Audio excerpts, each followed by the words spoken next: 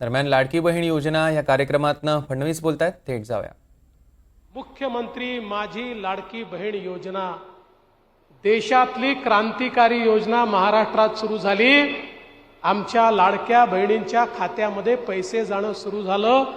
योजना माननीय मुख्यमंत्र्यांनी जेव्हा घोषित केली त्यावेळी आमचे विरोधक म्हणाले ही फसवी आहे, हा जुमला आहे, हे जाणार नाही आहे. आतापर्यंत 1,60,00,000 खात्यात गेले आणि आता 2 कोटीच्या वर खात्यांमध्ये पुन्हा पैसे चाललेले आहेत.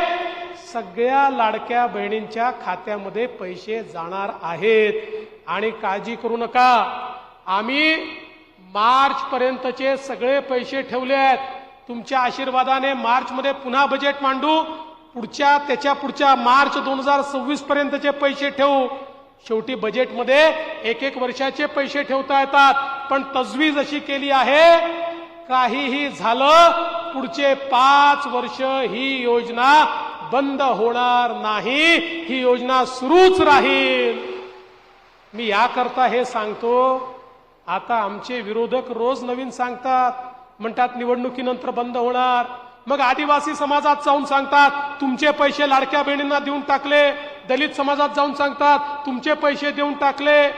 शेतकऱ्यांमध्ये जाऊन सांगतात तुमचे पैसे देऊन टाकले. नाही, आम्ही आदिवासी समाजाचे पैसे केवळ आदिवासी समाजाकरता, दलित समाजाचे पैसे पै न पै दलित समाजाकरता, शेतकऱ्यांचे पैसे पै न पै शेतकऱ्यांकरता, हे सगळे पैसे खर्च करूनही त्याच्या व्यतिरिक्त पैसा उभा केला आणि आमच्या लाडक्या बहिणींना पैसा देतोय. आमच्या लाडक्या बहिणींना कोणाच्या दुसऱ्याच्या ताटातलं ओढून आम्ही या ठिकाणी देत नाही आणि म्हणूनच ही योजना आम्ही चालवतच राहणार आहोत. कोणीही आम्हाला थांबवू शकत नाही.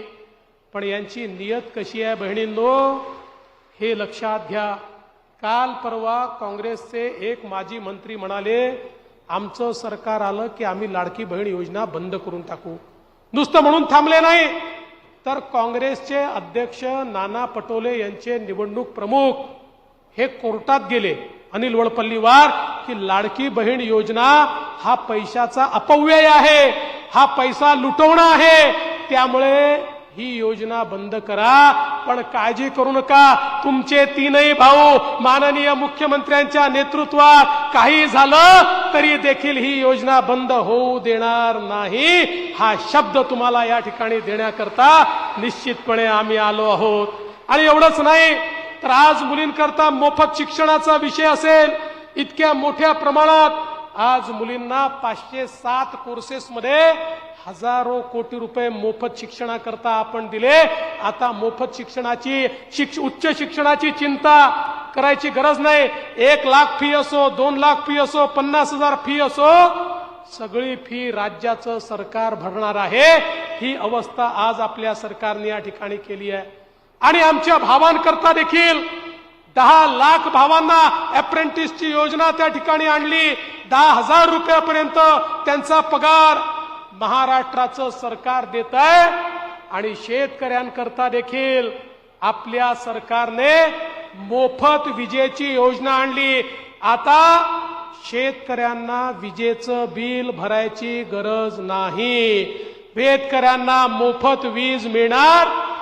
आणि एवढंच नाही, आता आम्ही शेतकऱ्यांची वीज सोलरवर टाकण्याची सुरुवात केली आहे.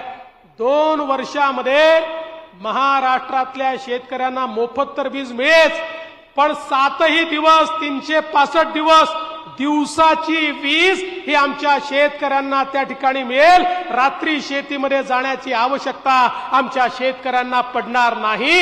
ही व्यवस्था देखील आपल्या सरकारने केली. मागच्या काळामध्ये आपल्याला माहिती आहे, मागच्या खरीपामध्ये कापूस आणि सोयाबीनचे भाव पडले. आपल्या सरकारने बोनस देण्याचा निर्णय केला. आचारसंहिता होती, देऊ शकलो नाही, पण मुख्यमंत्र्यांच्या नेतृत्वामध्ये आचारसंहिता संपल्याबरोबर निर्णय केला. आता ते पैसे देखील खात्यांमध्ये जायची सुरुवात होते. आमच्या शेतकऱ्यांना कापूस आणि सोयाबीनच्या भावापोटी 4,000 कोटी रुपये थेट त्यांच्या खात्यामध्ये आपण या ठिकाणी देतोय. 1 रुपयात पीक विम्याची योजना आपण आणली. एकट्या बुलढाणा जिल्ह्यामध्ये जवळजवळ 8,73,000 शेतकऱ्यांना 700 कोटी रुपये 1 रुपयात विम्याच्या पोटी त्यांच्या खात्यामध्ये आपण त्या ठिकाणी जमा केले। आणि या मला हे सांगितलं पाहिजे की आपलं सरकार आल्यानंतर मोठ्या प्रमाणात जिगाव सारखा प्रकल्प असेल, जिगाव प्रकल्पाला या ठिकाणी 6,000 कोटी रुपये आपल्या सरकारने दिले। अभूतपूर्व अशा प्रकारचं काम या जिगाव प्रकल्पाचं आपण पूर्णत्वास नेतोय। शेतकऱ्यांचे पैसे शेतकऱ्यांना मिळाले, पीडीएनचे पैसे आपण त्या ठिकाणी दिले।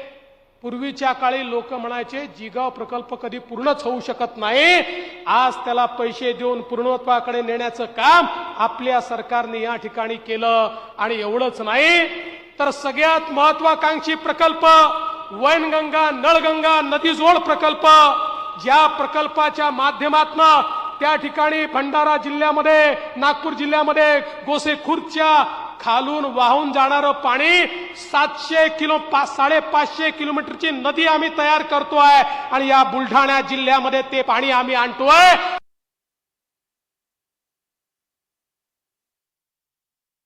दरम्यान आपण बघतोय बुलढाण्यात लाडकी बहीण या कार्यक्रमातनं देवेंद्र फडणवीस बोलत होते आणि लाडकी बहीण योजना बंद होऊ देणार नाही असं त्यांनी सगळ्यांना आश्वस्त केलंय। लाडक्या भावांसाठीही सरकारनं योजना आणलेली असं फडणवीस म्हणाले।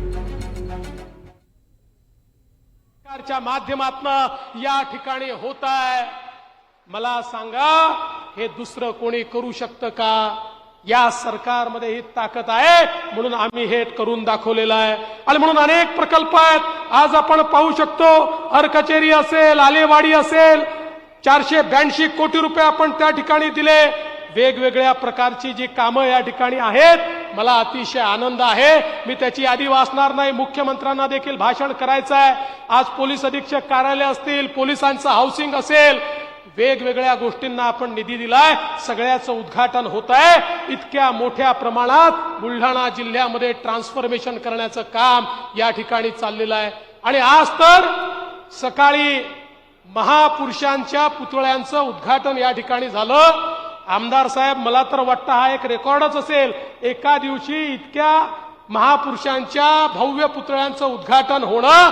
आणि आज आपण हा संकल्प घेऊया, पुतळ्यांचं उद्घाटन तर आपण केलंय, पण महापुरुषाच्या विचारांनीच आपल्याला पुढे जायचं आहे, अशा प्रकारचा विचार देखील आज आपण अंगीकारला पाहिजे। आणि म्हणून मी पुन्हा एकदा बुलढाणा जिल्ह्यातल्या सगळ्या लाडक्या बहिणींचे मनापासून आभार मानतो। काही बहिणी दूर होत्या, त्यामुळे त्या राख्या आमच्यापर्यंत पोहोचवू शकल्या नाही। बहिणींनो, तुमच्या राख्या मनातून आमच्यापर्यंत पोहोचल्या।